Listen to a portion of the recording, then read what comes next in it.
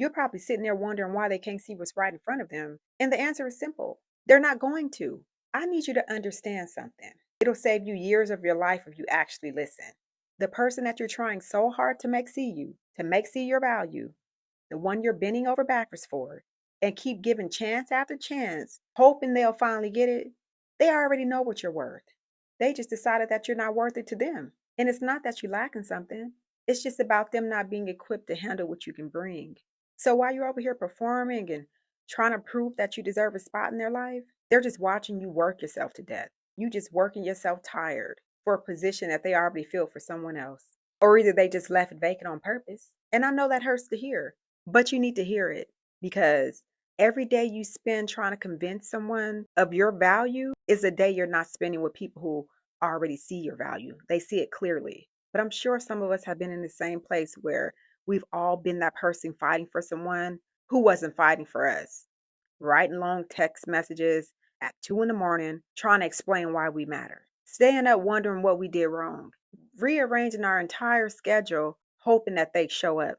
And you probably made excuses for the behavior, things that you would have never accepted from anyone else. But we do it because somewhere deep down, we believe that if we could just be better, do more, say the right thing, they would finally choose us. But that's not how it works because you can't convince someone to value what they've already decided to overlook. You could be everything that they said that they wanted, and they still find a reason to think that you're not enough. And not because you're lacking, but because they're looking for a reason not to choose you. And they'll create a reason out of thin air. They'll do it if they have to. Let me paint a picture. So there's a girl. Maya has someone, they hit it off immediately, right? Or at least she thinks that they did. He's texting her every day, making plans, talking about the future, doing all the things that make you think this is going somewhere, right? Then one day he just start pulling back. The text gets shorter. He's always busy, but never too busy to post on social media. And Maya, she notices all of this, but instead of walking away, she doubles down. She starts being more available, more understanding, and more flexible with her time.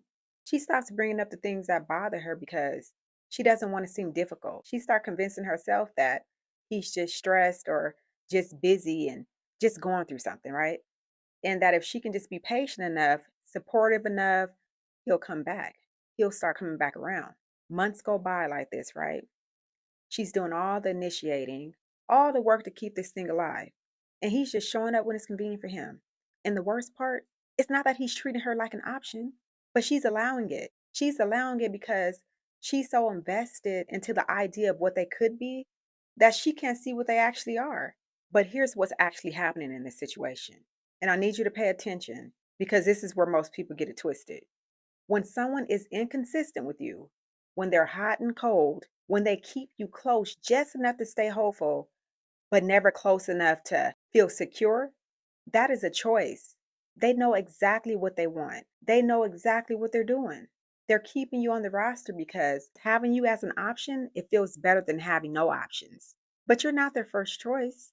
And deep down, you know it. You know about how they make time for other things, but never quite enough time for you. You know it by how they respond when it's convenient, but they go ghost when you actually need them. How they keep things just ambiguous enough they never have to fully commit, but you never quite feel comfortable walking away. And they're doing this because you're allowing it. You may be operating from a belief that if you just hold on long enough and you just prove yourself enough, they'll finally see what they have. But they won't. Because people who want you around, they don't make you jump through hoops just to prove it. There's actually some psychology behind why this is so hard to walk away from. And understanding might help you stop beating yourself up for staying long as you did. It's called intermittent reinforcement. And it's the same principle that makes gambling addictive. When someone gives you attention sometimes, but not all the time, or when they're affectionate one day and distant the next, your brain gets hooked on trying to figure out that pattern, right? Every time they do show up and every time they do give you that attention, the attention that you've been craving, it feels like a reward and your brain releases dopamine. And you think, see, this is proof that if I just keep trying, it'll work out. But it won't because the game is designed to keep you playing, not to let you win. And the longer you play, the more you invest and the harder it becomes to walk away. Because now you're thinking about everything that you've already put into this. And walking away feels like admitting you wasted all that time and energy, right? But the time is already gone. You can't get it back.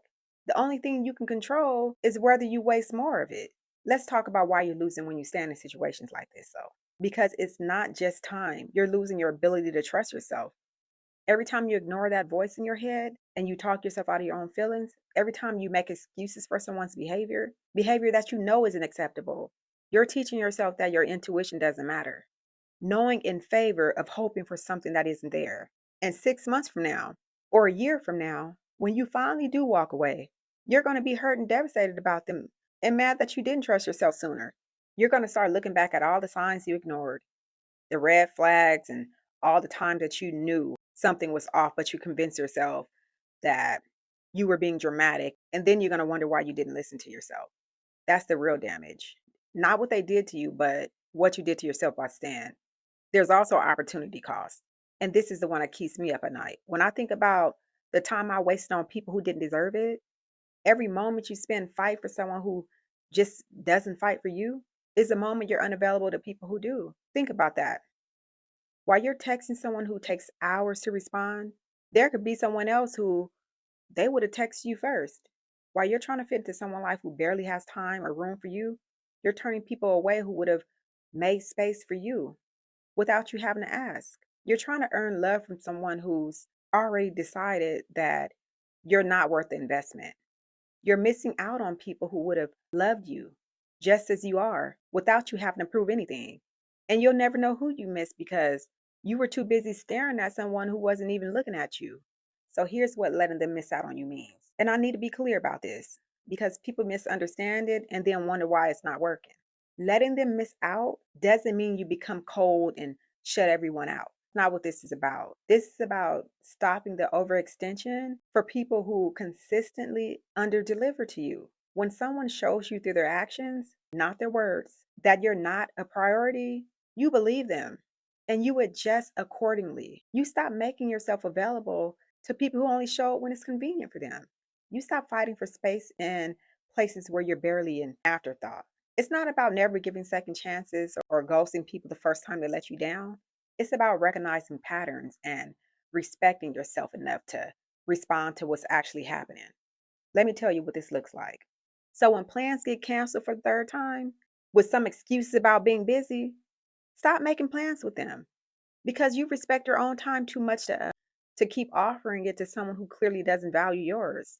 When the only time you hear from them is when they need something, but they disappear when you need them, stop being their go to person. You recognize the pattern and choose not to participate anymore. And when you're being kept as a backup option while they're still trying to figure out something better is coming along, walk away because your dignity matters more than waiting around to be picked by someone who sees you as their backup plan. When you actually do this, the first few weeks hit hard. You'll feel lonely, question if you made the right call. You see them on social media looking unbothered, living their best life. Then you wonder if they even notice you stop reaching out. Some days you want to break the ice and text them just to feel something, right? Just to know that they still care, even if it's just a little bit, but don't.